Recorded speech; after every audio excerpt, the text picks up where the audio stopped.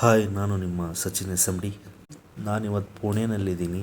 ಒಂದಿಷ್ಟು ಸುಂದರವಾದ ಪ್ಲೇಸ್ಗಳಿವೆ, ಅವನ್ನೆಲ್ಲ ನೋಡಬೇಕಂತ ಬಂದಿರೋದು.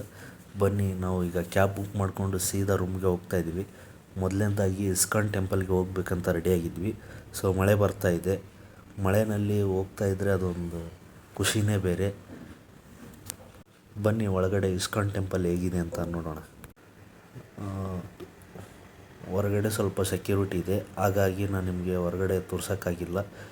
ಈಗ ಒಳಗಿಂದ ತೋರಿಸ್ತೀನಿ ಯಾವ ಥರ ಇದೆ ಅಂತ. ನೋಡೋಣ ಬನ್ನಿ.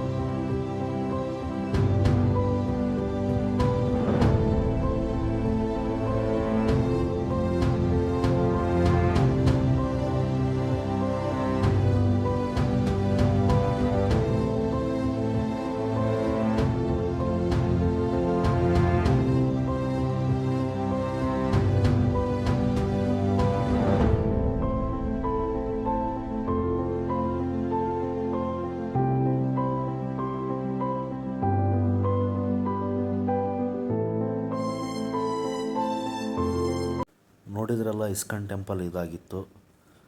ನಿಮ್ಗೇನು ಅನಿಸುತ್ತೆ ಈ ಇಸ್ಕಾನ್ ಟೆಂಪಲ್ ನೋಡಿ ಕಮೆಂಟ್ ಮಾಡಿ. ಮತ್ತು ಸಂಜೆ ನಾನು ಇನ್ನೊಂದು ಟೆಂಪಲ್ಗೆ ಹೋಗ್ತಾ ಇದ್ದೀನಿ. ಆ ವಿಡಿಯೋ ಕೂಡ ಇದರಲ್ಲೇ ಆ್ಯಡ್ ಆಗಿರುತ್ತೆ. ವಿಡಿಯೋನ ಪೂರ್ತಿ ಎಂಡ್ ಮಟ್ಟ ನೋಡಿ. ಎಲ್ಲರಿಗೂ ಸಂಜೆಯ ಶುಭಾಶಯಗಳು.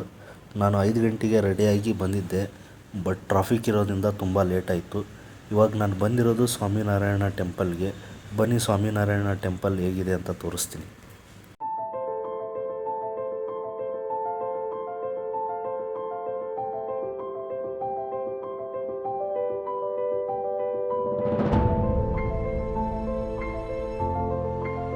ಮುಂದುಗಡೆಯಿಂದ ನೋಡಿದ್ರೆ ಸೇಮ್ ರಾಮ ಮಂದಿರ ಥರನೇ ಇದೆ ಈ ದೇವಸ್ಥಾನ. ಒಳಗಡೆ ಯಾವ ಥರ ಇದೆ ಅಂತ ನೋಡೋಣ ಬನ್ನಿ.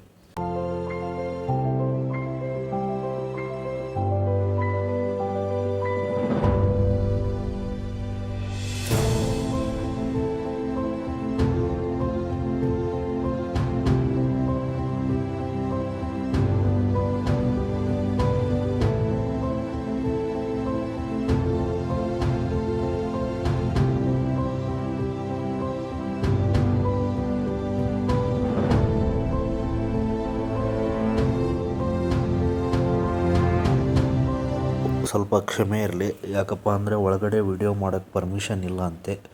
ಸೊ ಹಂಗಾಗಿ ನಾನು ಕೂಡ ವಿಡಿಯೋನ ಒಳಗಡೆ ಮಾಡಿಲ್ಲ. ಹೊರಗಡೆ ಯಾವ ಥರ ಇದೆ ಅಂತ ತೋರಿಸ್ತೀನಿ ನೋಡಿ.